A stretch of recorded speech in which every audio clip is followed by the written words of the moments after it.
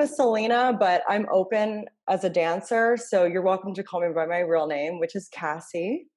Sweet. Nice to meet you, Cassie. And how long have you been in the adult entertainment world? So I've been dancing for about 4.5 years now. So I started dancing in DC when I was about 22 years old Mhm.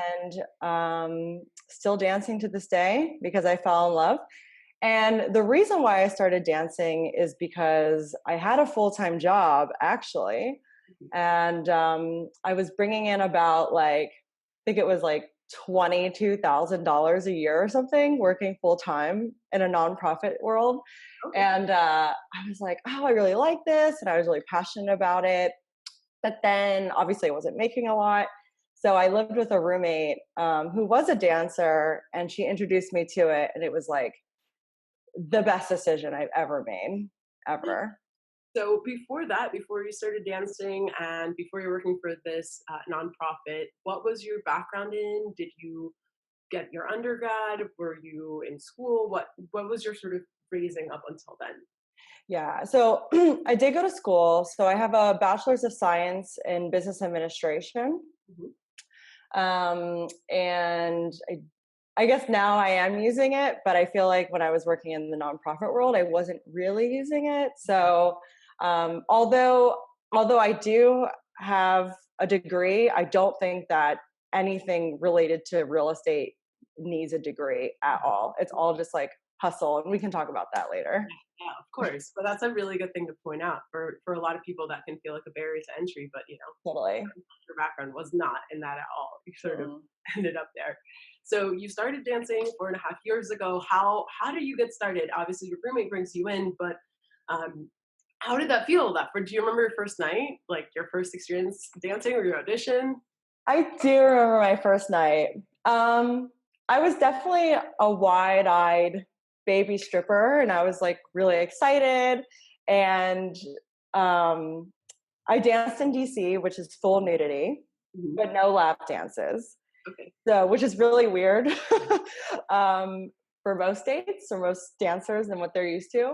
There wasn't any pressure to make any like physical contact with customers. So that was kind of a nice stepping stone into where I am now. But full nudity can be very overwhelming for a lot of people.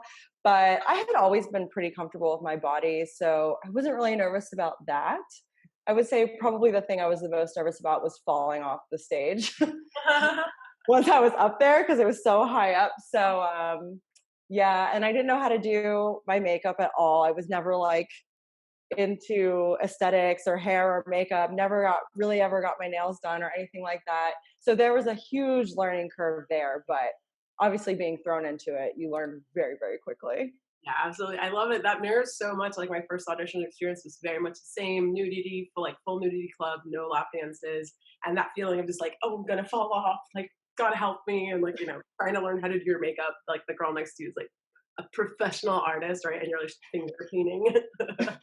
Girl, I'm still like that. I'm still like that. So what did you find your like background helped you with when you started dancing? I know you said that was like kind of the easiest part of the transition. So what skills did you already have, or did you feel like you like showed up to the club like ready to go with? So I would say, honestly, I would say school wasn't that big of a help for me. I would say so the previous job that I had at my nonprofit was a community organizer job. So it required me to really be the face of an organization and to meet people and to get people to come together and donate and whatever, get all rallied up. So I think that those skills, getting out there and really being able to communicate with people, really transferred over to the club. The club is more of a sales type environment, but I think just being able to hold a conversation, be interesting, really at least pretend like you're really into somebody, really is really, really an invaluable skill to have in dancing. So I think that that was really helpful. Mhm. And are you still working at that same club, or have you moved around quite a bit? Where are you at now? So I'm in Philadelphia now, which personally I think is such an underrated city for dancing. At least the club that I work at is amazing. There's always people who are traveling for work that are coming in and out. And I think there's more money here than people think there is. So, and it's not full nudity, but obviously there are like still lap dances and stuff here in Pennsylvania. So there's a lot more opportunity to make money here than there was in DC. So I'm really, really thankful to be living in this city now, because it has given me a lot more opportunity. And So yeah, DC come through, or Philadelphia come through. both came through, it seems like. Everyone come through. So you when was that switch over? When did you move? A few years ago, or is this recent? Or So I moved to Philadelphia 2 years ago, and I moved to Philadelphia because I was still working for a different nonprofit as a corporate relations manager. So I moved here for that reason. But I actually recently just quit like a year ago because I was making enough dancing full time, and I wanted to get into real estate, so I wanted more time for that. So I'm no longer working a full time 40-hour week salary job, which is really awesome. that's a leap, right? It That is. your time in all kinds of ways, like good and bad, right? You're like, what do I do with it? All these hours of the day. Yeah, it was a big leap of faith because I'm sure, and a lot of the girls who are listening who work salary jobs, I'm sure you understand, like, it's really nice knowing you're going to get paid every other week. You know what you're going to get paid. You have benefits Mhm. that are given to you. But there's just nothing like being your own boss and setting your own hours and not having to depend on a raise or ask for a raise. Like what you make depends on how hard you work and what you put into it. So there's just nothing like that. It can be scary, but highly recommend entrepreneurship. I mean, if you're a dancer, you're already an entrepreneur, whether you know it or not, you are. Um, but there's just nothing like starting your own business and being your own person. So I'd love to talk about the transition point because, like you said, for a lot of people, it's really scary, right? To go like no more safety net. Maybe you're losing some health benefits. There's a lot of stuff that goes into switching into full time dancing. So did you have a plan for that? Did you have like a set number? Like once I'm making this consistently every week, then I transition over, or was it just I'm done with this job, I can't do it anymore, and see how it turns out? It was a little bit of both. So I was definitely feeling a little burnt out at my previous job. I was traveling a lot for work. And I worked at a nonprofit, so it was also pretty emotionally draining as well. Because I was working for an issue that I really care about. So it was a little bit. I was burnt out, but of course, you want to have a plan too before you do anything drastic like that. So I guess my advice for anyone who's thinking of, quitting their stable 9 to 5 job and just doing this full time or even starting their business full time is you definitely want to have a plan. You want to know, and I know Carmen, you talk a lot about this in all of your courses, but you want to know how much you're bringing in on average every night, and you want to know like can I even do this? I'm really fortunate where I don't have any major liabilities. I don't have children. I don't have parents that I'm taking care of. So I'm really fortunate in that way. But if you have other people that you're taking care of, you definitely want to have a plan before you make a big move like that. Absolutely, and it's important to also point out that that goes both ways, right? It goes in coming into the industry full time, and then also into leaving the industry full time. This is something that shows up, and I'm sure you've seen it at your club too. People who quit and are back 3 weeks later because they just didn't have a strong enough financial plan. And for some people, that's totally okay. They're just sort of going by the edge of their pants, but for a lot of people, I think that can be very frustrating, and it's such a good habit to build, especially if you can build it when you're coming into the industry, then you're only going to grow that, right? And then by the time you're ready to leave, you really have a sense of your numbers, what you want to get out of it, and a really clear stopping points, which is why we talk so much about things like having an emergency fund and making sure you're paying your taxes and having all your bases and obligations covered. So it's awesome that you've thought about that on the way into the industry. So I want to transition now into something that we've sort of alluded at, which is that you are really interested in real estate. It's something that has taken over your time a lot in the last year. So why don't you give me some context about how that started and leading up to where you are now?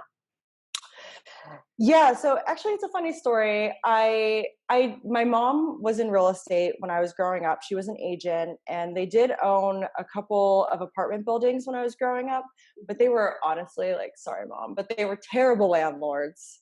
They were always doing evictions. They didn't know how to do it properly. And I think the big reason for that is because there wasn't really, I mean, it's the early 90s, so there wasn't really a lot of like online resources like there is today, or communities on like how to do this, or maybe even a lot of books on how to do that.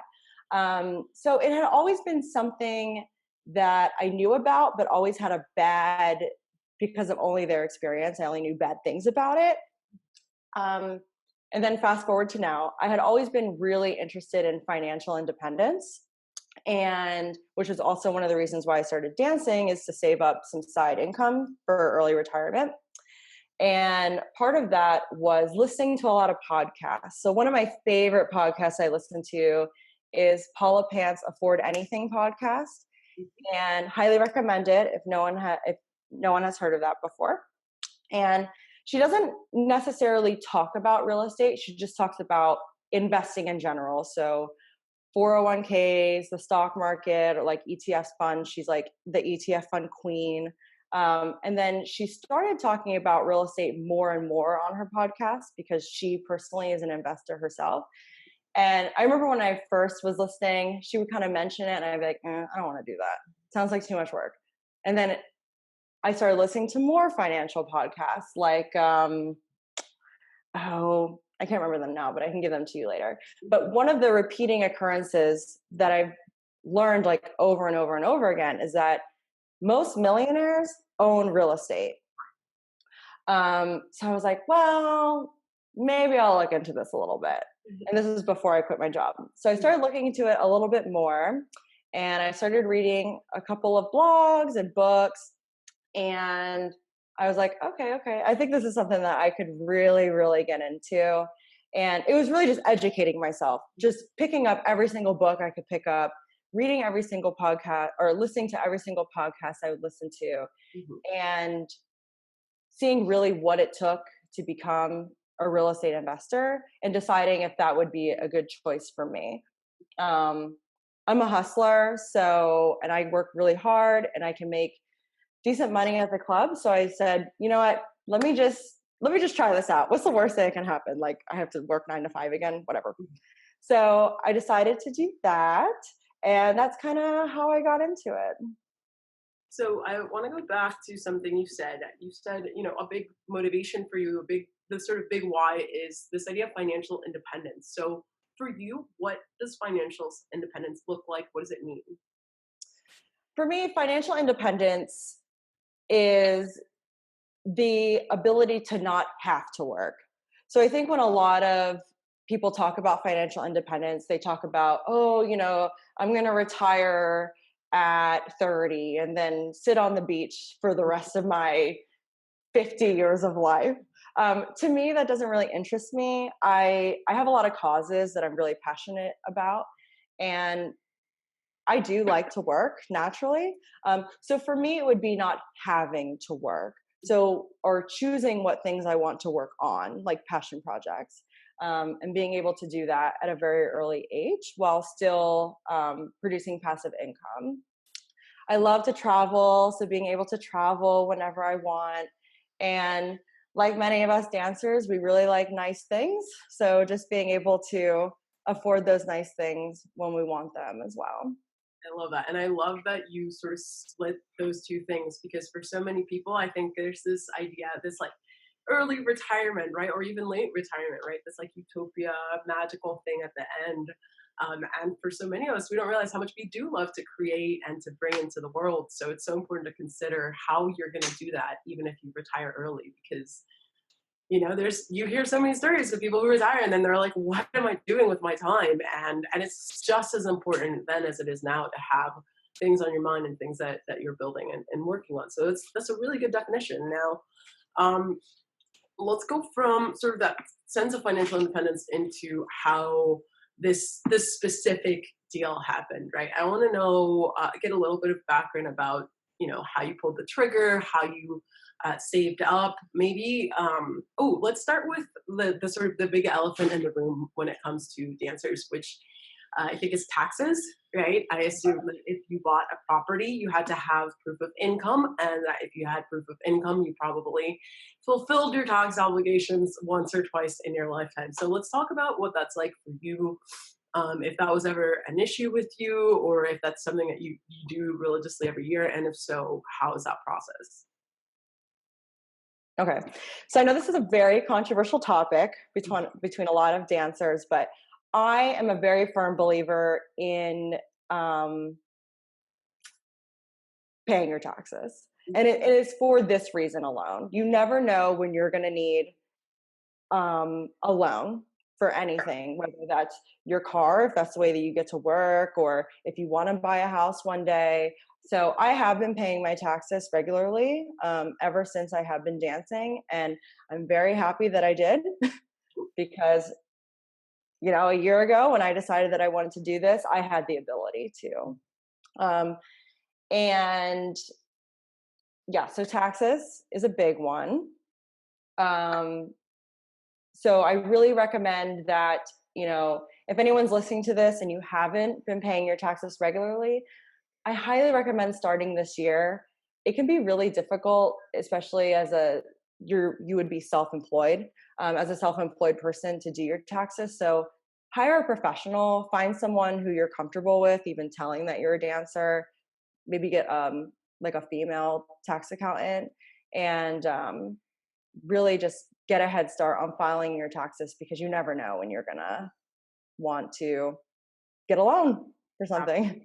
So we just covered going over taxes, hiring a professional, making sure that you are checking all the boxes. And now I want to sort of talk about the deal that you just finished up. So how did that get started? Where did you find this property? So I want to start even before that, if that's okay. Yeah, for sure. Because I think a lot of investors get really excited and they jump into something without really educating themselves about it. Mhm. So before I even started looking for a deal, I educated myself a lot. I would say probably about 6 months worth of just reading as much as I could and listening to as many podcasts as I could, which was great because it gave me a lot of time to save up too while working at the same time. So if it's okay, I would love to recommend some books for people to read. Yeah, for sure. And I'll definitely include links to those at the bottom of this as well. Okay. So the first book I would really recommend is more of a mindset book. So this is Rich Dad, Poor Dad. So Carmen, I'm sure you've read this one already. So Rich Dad, Poor Dad is more of a mindset book. So if you're thinking to yourself, why would I ever want to invest in real estate? Just read this and it will totally click with you, having your assets pay for all of your liabilities.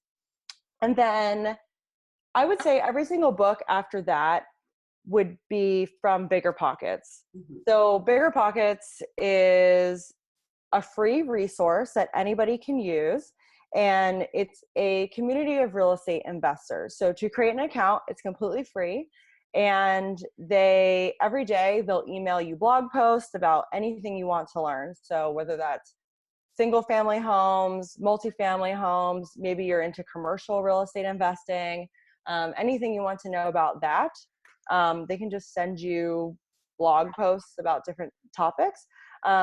But every single book that I've read has been from Bigger Pockets, and I highly recommend them because they're really easy to digest. There have been a couple books that I've read that put me to sleep after 30 minutes of reading them because they're so terminology heavy. But Bigger Pockets really writes books for regular degular girls like us. So it's super helpful to read books like that. So I really recommend just starting with How to Invest in Real Estate, the ultimate beginner's guide to getting started. That'll give you a good foundation. And then just their general book of rental property investing. They even have a book called Managing Rental Properties. So everything you need to know if you want to manage your own tenants. everything from estimating rehab costs. I know this is getting really technical, but estimating rehab costs, even taxes they talk about. Just really get your hands on like every single book of theirs that you can and read them. So that's what you should do before you even think about investing in real estate. That's so important to say, especially right now, like the way the market is set up right now. Basically, it's properties are a little bit more expensive than they have been in the past, you know, like '08 and a few years after that. For people who don't have context and are listening, there were these years where it was, you know, almost anything you could pick up was going to be a good deal because property had just appreciated so much after the mortgage crisis. Um, and now what's happened is there has been a lovely flourishing and a big amount of growth. But what that means is that you have to be really educated on where you're putting your money. It doesn't mean there's no good deals out there. Obviously, they're still out there and available. And you should think about investing no matter where in the cycle of the economy we are. But it is really, really important to educate yourself, especially now, because a lot of those really great deals are getting scooped up. And because you do need to have that very specific field knowledge to make sure you're making the right decisions. One more thing about Bigger Pockets, they have a really great podcast as well. They interview people from all over the land of real estate. And I think especially if you never thought about real estate investment, it might sound like there's only one way to do it, but there are like thousands of ways to do it and to do it profitably and in a way that works for your lifestyle and your needs. So check out the podcast as well as those book recommendations. Those are really awesome. So Yeah. 6 months of education, right? You're like getting your head in the game and then what happens next? Yeah. So what happens next is I really recommend going the traditional route to finding a deal. So when you start listening to the podcast, you'll see a lot of people either have realtors that find them deals or they'll go and create their own contracts and do their own deals. I do not recommend doing that for the first time home buyer. I went the realtor route, and that was mostly because I've never bought a house before, ever in my life. Not even just like a regular house. So it was really helpful to find a realtor, and not only just any realtor, but a realtor who was also an investor herself, who could go to each one of these properties with me and tell me exactly what I was looking at with her experience. So I highly recommend the first thing that you want to do is find a realtor. So I found my realtor through just a local community Facebook group. It's just called Invest Her. So Invest HER at the end. And they're based out of Philadelphia, where I live. And I just asked them, I said, hey, are there any other investor realtors that anybody recommends? And I had dozens of realtors like listed, and a lot of them actually weren't women that were listed, but it was really important to me to have an all female team since I'm very open about being a dancer. It wasn't really in my interest to work with any men. So I found like a woman real estate investor who was really, really awesome and down to like help me out. So she kind of served as not only my realtor, but kind of as a mentor at the same time. And what kind of things did you look for or did you find in her that made you feel like this is the person that's a good fit for me? So we went to coffee and we kind of interviewed each other back and forth. She really stood out to me because she told me her story, and it was very similar to mine. She's not a dancer, but she basically hustled her way to where she is now. And she had like a stack of cash, and she could have either just like bought tons of bags and really nice clothes with it or invest in it. And so she got a real estate license and decided to work on all these buildings herself, learn how to do her own projects, etc. So she wasn't born with like a silver spoon in her mouth, which I think is a lot of people who are in real estate, but I think it's also kind of a stereotype of people that are in real estate, that they already have a lot of money to work with. And I really wanted to work with somebody who kind of understood like the started from the bottom mentality. So that's really what stood out to me. And so you guys decide to work together, and what happens next?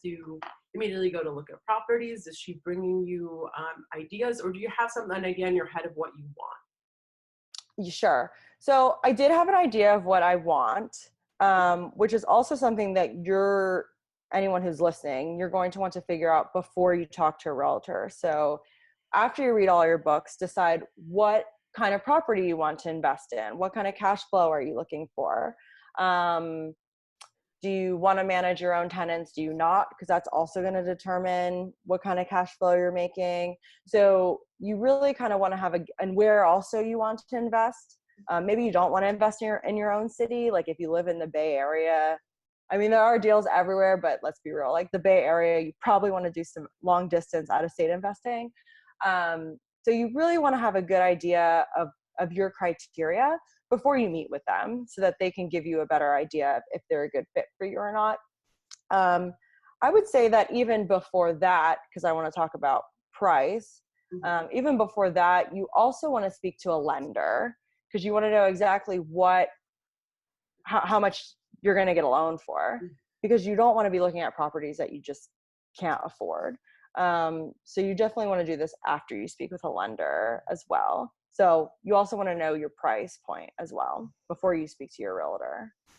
So that sounds off the bat like maybe the scariest interaction, right? Talking to a lender, because so many of us are afraid of hearing no, or might have internalized stigma around dancing or talking about our job. And even besides dancing, just the fact that we're contractors a lot of the time and that we're self-employed can really factor in. So what kind of things were you asked to bring in? How did you have to prove income, and what did that conversation with a lender look like?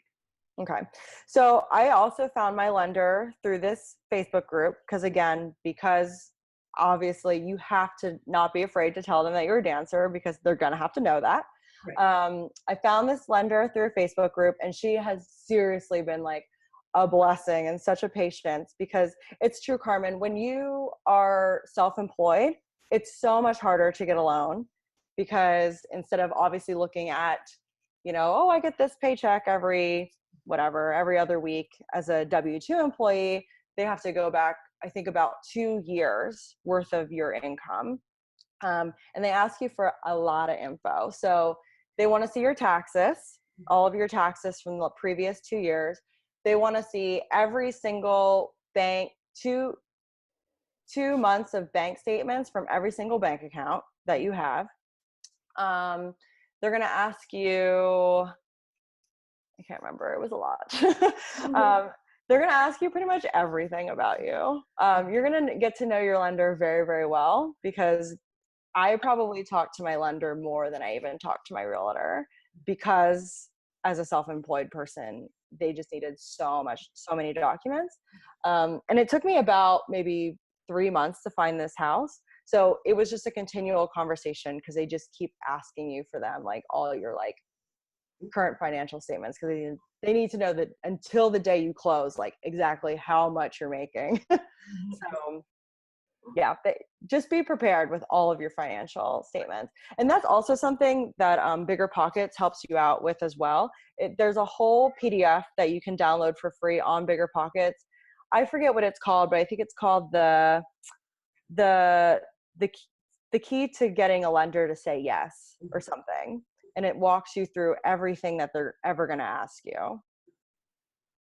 And that's so useful for people to know that information is out there. One other thing I want to point out about your experience, which I really love, is that you, pardon my French, you did not take any shit along the way, right? Like you picked a lender, an accountant, you picked a real estate agent with your criteria in mind. They were there to work for you and help you. And it seems like you were looking for a very specific type of person and energy and flow, and that you were not willing to compromise on that. And that is so important, because end of the day, none of those other people are going to end up holding the bag if a deal goes sideways. It's on you. So being able to advocate for yourself like that is important in any area of your financial life, but especially when you are talking bigger numbers and bigger deals. Giving yourself that confidence is so powerful. And I just want to give you a shout out for doing it, and encourage anyone who's looking into it to really take the time to do that for themselves, Totally. Real estate is a team sport. You can't do it by yourself. No, you can't give yourself, I mean, unless you're making buku bucks at the club, you're going to need a loan. You're going to need a realtor at some point. It's different from dancing in that sense, where we work alone a lot. We can be lone wolves. I know I am at work for the most part. But when it comes to real estate, it's just not possible. Like, you have to work with other people. So it's really important to be very specific about the type of people that you work with if you want to see success in this business. Absolutely. That's, yeah, I can't think of a single better piece of advice for someone who's just getting started in real estate. So you now you have your team, right? It's you have your lender, you have your real estate agent, you are getting closer to a deal, and you find this property. And when you found it, did it jump out at you? Were you like, this is the one, I have to have it? Or was it more of a logical sort of analyzing the deal process that got you there? Yes. So it was a little bit of both. Mm-hmm. So one thing that you pick up a lot, or that you will pick up when you're starting to look at properties is, I mean, I probably analyzed, and again, you can use Bigger Pockets for this. Now you will need to pay for this software. I think it's like $40 a month, but it's totally worth it. They have like a deal analysis calculator you can use, but it is a huge lifesaver. You can analyze a deal in under 2 minutes. And you can analyze hundreds of deals a day. So I was analyzing hundreds of deals a day that were automatically given to me by my realtor, which is another great thing about real estate, is that you don't pay for your realtors as a buyer, and they just send deals right to your inbox. So every time you get a deal in your inbox, you just analyze it, see if it makes sense. If not, keep going. If it does, you can look into it. But this deal, actually, it's funny, and maybe I'm giving away a secret, but the MLS listing, like the realtor listing for this deal, was horrible. Like, the photos were really grainy. You couldn't see anything. There are tenants currently living on the property. So like, it was a little kind of like, the lighting wasn't great, but for some reason I wanted to look at it. And when we finally did, we were so happy that we did, because it looked so much better in person than it did on the MLS listing. And when we ran the numbers, it just made total sense. And it's in an area of Philadelphia that is, I would call, a C-class neighborhood. So not like super richy rich, upper class, center city types, but maybe just like a lot of like blue collar workers live there. But the surrounding area is being developed a lot. So there's a lot of potential for appreciation there. So it just seemed like the perfect property for us, especially since there are tenants already living there. Like, once we close, we just keep making money automatically. So, which is really nice.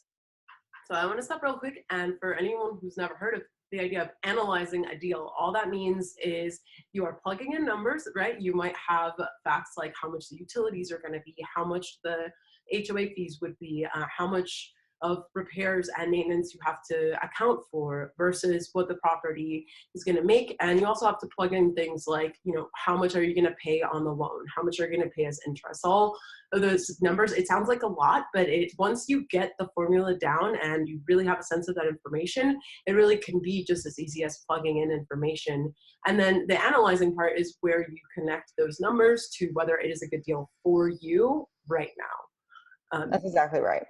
So it sounds like you found a property that was a really good fit and you already have tenants there. And now I want to talk about something that I saw you mention on Instagram, and that totally got me stoked, because you mentioned that you'd never bought a property before.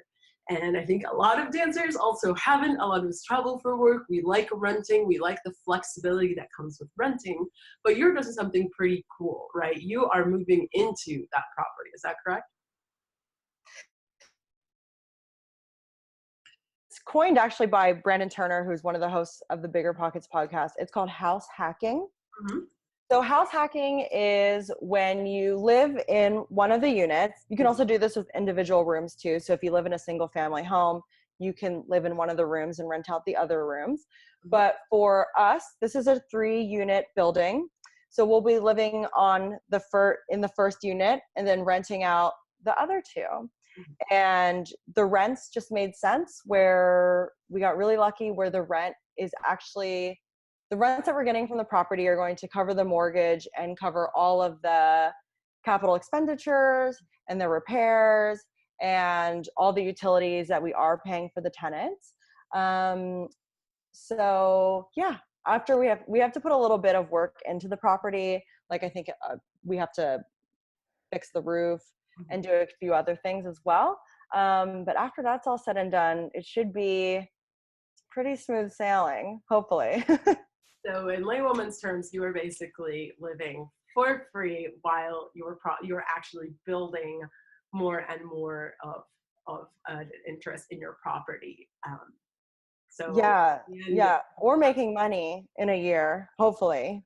right, Being paid to live there. right, right. Which for so many of us, if you are in that sort of renter space, and maybe you're like, but I don't want to own 24 buildings and deal with tenants and this and that. Like, what a fantastic middle of the road alternative, right? Where, well, guess what? You're going to have to pay rent anyway. You might as well have other people cover the expense for you while you get to live there.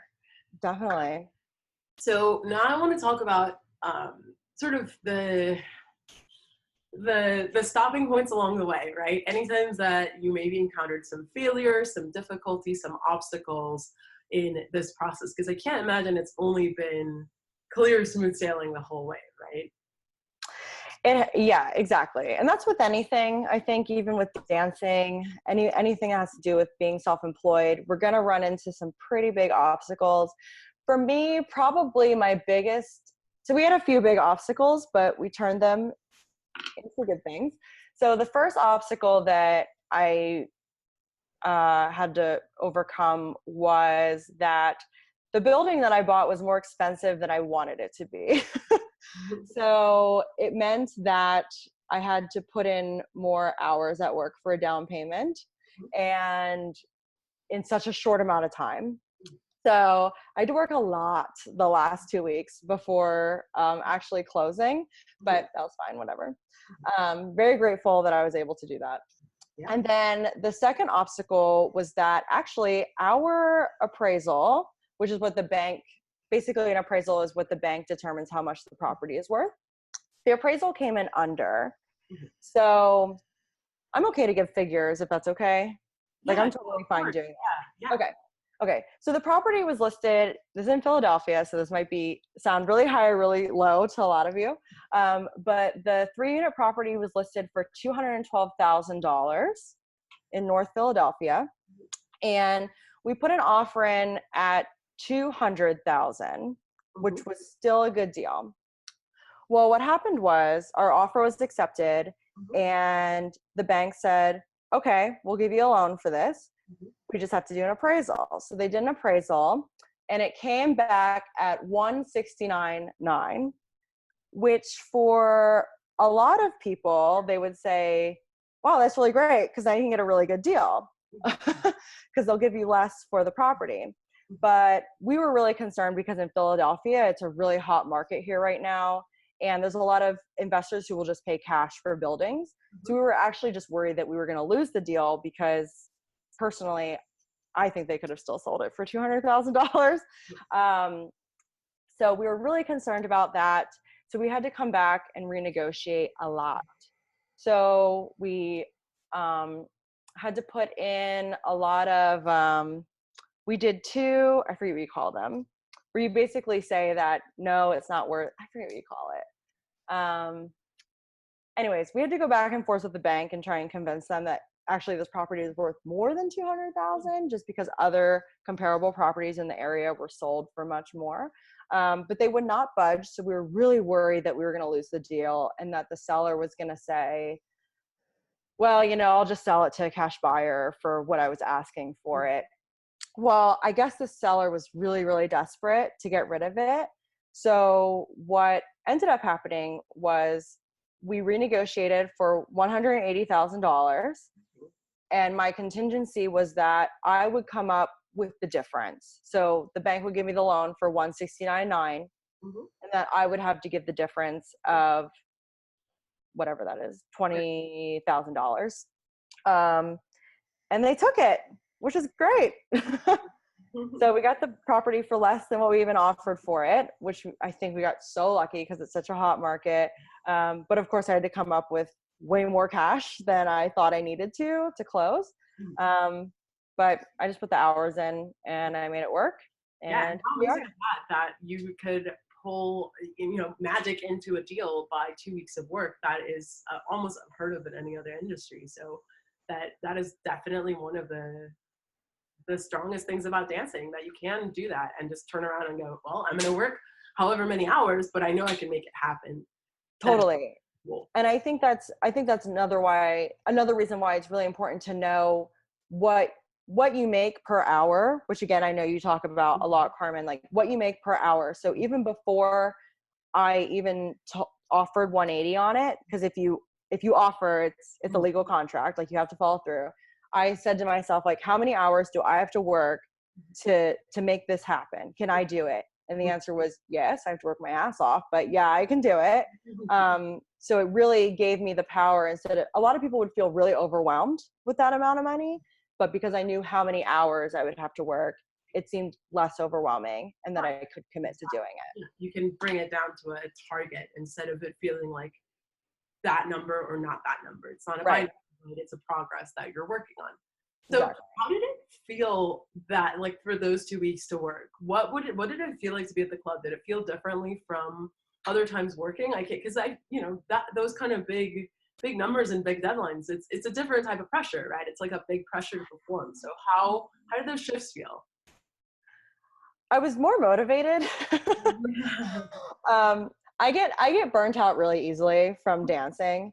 Um, so having a figure in mind and a concrete goal in mind really helped me keep the big picture in mind. Like, okay, you're dealing with this asshole because you want to close on this house. Like, don't worry about it. It's gonna be fine. Just like remember the big picture. So I would say those 2 weeks were actually probably the least stressful at work for me, because I was like, no, you're doing this like for a reason. Like I had a really big why, versus like 6 months before that when I was just like reading and kind of twiddling my thumbs to like, okay, when can I like start this deal? And I'm just kind of like working, but not really like, I mean, I was working towards something, but didn't really have like having like that tangible building in mind was way more motivating to just kind of being like, okay, I'm going to invest in something at some point.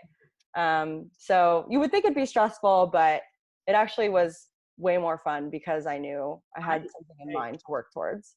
Yeah, and that's so powerful and such a useful thing for folks to consider. I think before we make any big decisions like that, a lot of times what we hear is this voice in our head like, oh, I can't possibly do it because it's not what I'm doing now. It's not the level I'm operating at now. And I think it's a chicken and the egg thing, right? So many times we get caught up in this is what I am now, and you don't give yourself enough confidence of who you're going to become when the heat is on, right? And then you might fail, you might succeed, right? You might not have gotten that deal, you might not have made all the money you needed. But the point is that you were willing to go out there and try. And what that does for your self-esteem, what it does for your discipline and for your confidence over time is massive, right? So even setting a target, even if it's not a building, even saying I need $5,000, I'm going to save that by this date. If you really mean it and you really, hold yourself accountable, it can change you as a person. You're going to make different decisions than the person you are now. So don't get stuck waiting for that person to show up, because there's no like magical being that shows up when you're 30 or 25 or 21 or whatever that's going to get it all done and be disciplined and hardworking and all of that. It's a process and it's a practice. And it sounds like you really took that to heart when it came to this whole process. And then really your whole story, right? Like from the nonprofit world and into this and all those big transitions. That takes a lot. So when you're going through all of this, what does your support system look like? Do you have people in your life that have your back? Are you do you feel like you have a good safety net, or are you mostly doing that for yourself? I have a really amazing partner. So my fiance, yay.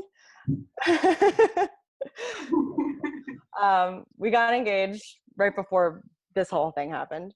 I have a really amazing partner who has been so supportive of me through all of this. Like, I actually started dancing while we were dating. Mhm. So even like after we started dating, I was like, oh, I want to be a dancer. And it was like a lot for any guy, obviously. And we had some, it was a learning curve for the both of us, but he has just been so supportive through the entire thing. And now he's like, Selena, my stage name, Selena's #1 fan, and is always like rooting for me. And throughout this whole process, and this is anything with anyone starting a business, like you definitely want someone who is going to keep reminding you of that big picture, because in the day to day, like, you come home, maybe you only made like $100 or $200 from work, and you're like, crap, like why did I quit my job? Like, why am I doing this? And then you need someone to remind you of like, yeah, well, look at how much you made like the entire month. Like you're still making way more than you're making before. Or, well, you're only X amount closer to your goal. You had a bad night tonight, but next week you'll probably do better. Like someone to just keep reminding you of like the big picture and the big goal. Because in the day to day, it can seem really overwhelming for anyone who's starting a business. And it's really nice. I'm really lucky to have somebody who is not only supportive of me being a dancer, but is really there to like be my rock through all of this. That's fantastic. And it's one of those things that I feel like we need to keep reminding each other of, and other people in the community of, that those partnerships are available and out there, and that it really begins from you and your decisions and what you will put up with and not put up with. Because like you said, I don't imagine that if you will not put up with nonsense from a real estate agent or a lender or other people on your team, I don't imagine that in a relationship you'd allow it, right? And those things really do go together. That emphasis of like, let's support each other, let's help each other, that definitely starts with you, and it's a responsibility that then goes out onto others. But you absolutely can find people like that, and that support can make such a big difference on those difficult times, because it is a roller coaster. Like, we are entrepreneurs, and like building any other business, there's days where you had a freaking $5,000 night and everything's amazing and you're so excited about life, and then there's days where you pay $50 to work and you were there for 10 hours. So you need that perspective in that context. I'm really glad that you have someone who's there to do that for you. That's really cool. Thank you. So what's next for you? What's next on your road as an investor, as an entertainer? Or what are you excited about in the upcoming months and year, let's say? Well, we're currently doing some work on this current property. So something that I want to emphasize is like, I don't really know what I'm doing. Like, anyone can do this. I'm like not a genius. I am just like reading and doing these things as I go. So like, right, I bought the property, but now it's like, now what? So now we're like putting new flooring in. So like, I'm learning like the difference between vinyl and laminate. Like it's definitely like a learning as you go type thing. So yeah, doing some rehabs on the house. And then after that, we're going to move into it, which we're really excited about. And then after that, I'm just going to start saving again to just buy another one. And then hopefully eventually the income, my strategy is, and again, you can just YouTube this, it's called the stack method. My strategy is to take all of the income that I'm getting from these properties and just put it back into buying more properties. So obviously one property is not going to be able to buy me a whole other property, but it's going to help like over time. So that's the strategy that I'm using. So I definitely want to buy another property within the next year. I'm really excited to do it. I'm getting kind of ahead of myself, which is why it's really important to have someone to give you the big picture, because I'm like, when's the next one? We're not even like have the flooring in this one. But yeah, really excited for that. And then I don't know, I'm just kind of doing this as I go type thing, learning as I go. It sounds, the passion like just seeps through you, and I can't imagine. I mean, I can't imagine how excited you'd be for the next one. It sounds really addictive. Like once you go through the process and have the connections, I imagine that it's going to be, a whole new adventure and a whole. It is. It's like a tattoo. Oh, that like when you use that first one. Oh my god! Like, oh, this is so cute. Wait, we're next. Yeah, it's like a tattoo. Like anyone who has tattoos, you know what that's like. It's like you get one, you're like, I want to get another one.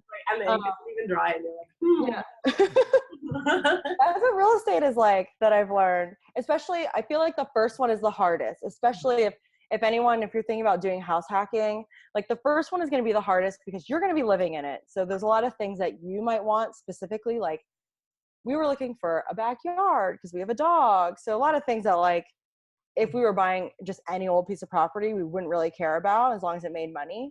So this was the hard one. So once the next ones come by, it's not really going to matter as long as it makes money. So it's going to get like really, really addicting. I know, like after this. So yeah, like a tattoo. You awesome. quote me.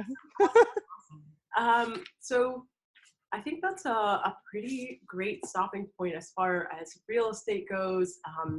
Now I just want to like last sort of major question is, um, when I ask everyone I interview if you could go back to yourself on day one of dancing, what is one piece of advice? And you can say more if you have more, but what is one big solid piece of advice that you would give yourself um, to just help yourself develop and grow and do the things that you're doing now? Save your money. Mm. So when I started dancing, I was like 22 years old. And to me, at 22, coming home with like $500 is such a big deal. It's like, oh my God, I can buy whatever I want now. So, and especially when you're dealing with cash, it's really hard to like keep track of it if you're not like putting it, but anyway, save your money. Like, even if you're just saving, like, I think it was Miss Money Mindset says like save every $100 bill or something that you get. Like, it really adds up. Like, so that's my number one piece of advice for like anybody. It's just like save your cash. Even if you don't know what you want to do with it right now, just save it. Yeah, just as a habit. You don't even need a thing. You just need to know that you're doing it. I think that single thing for anyone dancing, if you just saved even 10% of your income over the whole time that you dance, that would be a life changer. That's a total game changer. So Yeah, I would have had so much more money to work with if I would have just saved it instead of doing, I don't even know what I did with it. So it's going to be really exciting to see the next wave of young investors and business owners that do have more access to resources like this and to information, because I think a lot of the times what was lost was that connection, right? Like the things you learn 5 years into the industry, oftentimes you're not hanging out with people who are just getting started. You're usually busy adulting and growing businesses and doing X, Y, and Z. So a lot of times you don't get to impart that information. So in the next few years, it's going to be really exciting to see folks who from day one have that context of like, I'm going to save 20%. I might be 18, but I'm saving up to buy properties. Like, I really do think we're going to see a lot more multimillionaires rise up from a very early age in the industry that might not have had access to that info beforehand.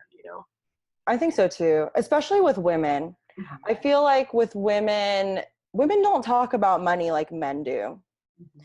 Like, I feel like for women, money can be a bad thing to talk about, or like wanting more money is a bad word for women. Like, I feel like women's like, oh no, you should just have kids and like do whatever. But I think especially with women, it's so important to like arm yourself with the knowledge of like not financial independence, but just like any financial knowledge in general. Because I know when I was growing up, it wasn't really, no one really talked to me about finance, which I think is why I was so passionate about it. Mm-hmm. Yeah, and it's so it just because you don't hear about it when you're younger doesn't mean it's not important. It's always happening, whether you're taking control of it or it's taking control of you. It's right there. So I think those two things are a great place to close on. Save your freaking money, please, for the sake of everything that is good in the world, and inform yourself and educate yourself, and don't be afraid to speak to other people about money, and specifically to other women about money, because there are so many resources in our community and so many people who have made the mistakes you're making now, who have had the victories you're having now, and who can help you get on the right path. So thank you so much. That's super useful. We'll include links to Bigger Pockets, that other podcasts you mentioned, and a couple of those books for folks who are checking this out. And yeah, I can't wait to chat with you some more in Orca. I really appreciate you for doing this interview. Yeah, thank you, Carmen. I'm so glad I got to do this. Thank you. Thank you so much.